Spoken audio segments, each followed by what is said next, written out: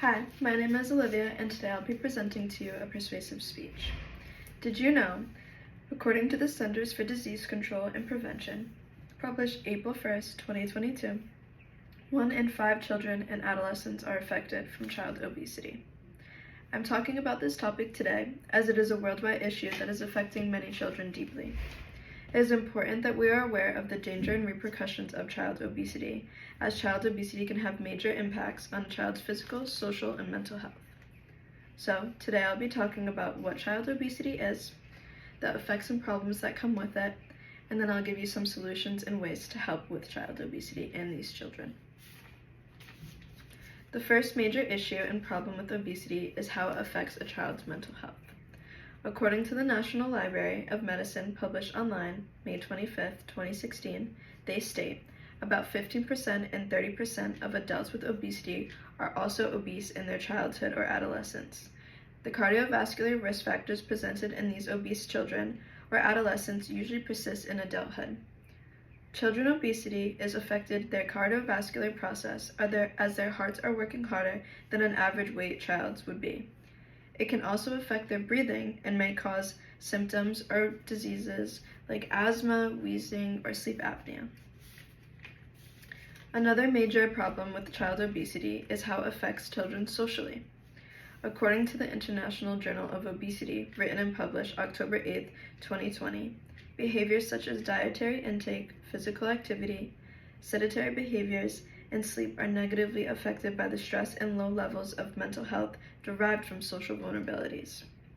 This means adolescents suffering from child obesity often have low self-esteem because of their physical appearance, which because of this often impacts social aspects of their life, such as making friends. It could come in forms of discrimination and getting made fun of, which again causes them to have lower self-esteem. This leads children into feeling lonely and insecure over time. Lastly, a big problem with obesity in children is how it affects them emotionally. This is kind of connecting to the mental health part of it, but it is told that gut health aligns with mental health. Children with obesity may face forms of mental issues such as anxiety and depression. This can often lead to bigger issues like eating disorders and suicide rates going up. It is stated in the book Emotional Aspects of Obesity in Children by Harold Bruch, published May 1, 1975. The lot of fat children is a sad one. They are bashful and ashamed of their shapeless figures, yet unable to conceal them. So, with all these problems, there are solutions, and today I'll be presenting to you some solutions on how we can help or prevent child obesity and what we can do about it. The first solution is lengthening recess and PE times at school. Lengthening PE and recess classes at school for students is an extremely important and crucial part of their physical health, as it gets students active and moving. Nowadays, many students are now able to opt out of recess. They're able to play games on computers, they're able to sit in the room with their teachers, and this is, if anything, worsening this problem.